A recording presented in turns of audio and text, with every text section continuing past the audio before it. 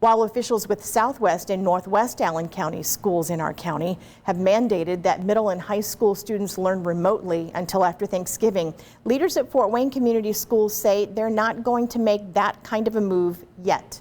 Fort Wayne's NBC reporter Corinne Rose explains why. We are struggling with substitutes, with a number of people being quarantined. We are limping along, but every day that we can keep the students in the building, we want to be able to do that. Like other districts, Fort Wayne Community is using all available central office administrators and staff to cover classrooms that don't have substitutes for teachers who've tested positive or have been exposed to the coronavirus.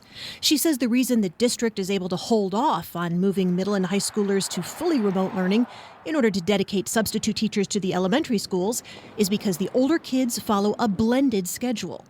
1/3 of the district students opted to learn from home this semester.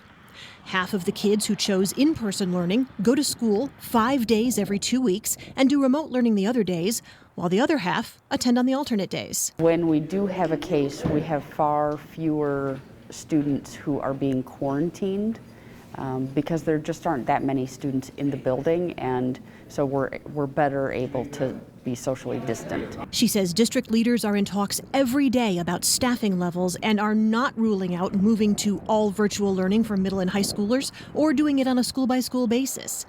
The head of the teachers union was not available for an interview, but said so many teachers are out that continuing on is not sustainable, and that teachers want secondary schools to go to all remote learning at least through Thanksgiving. We know that a blended schedule isn't necessarily the ideal learning schedule for all students. It is helping us stay in school at least a little bit longer. Stockman says district leaders are concerned about what the numbers will be after Christmas break, when people are likely to get together with other people who don't live in their immediate household. This week we're seeing a spike 2 weeks after Halloween.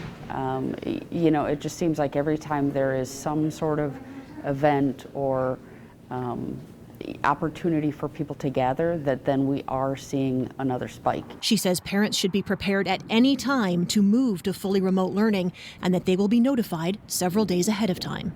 Corinne Rose, Fort Wayne's NBC.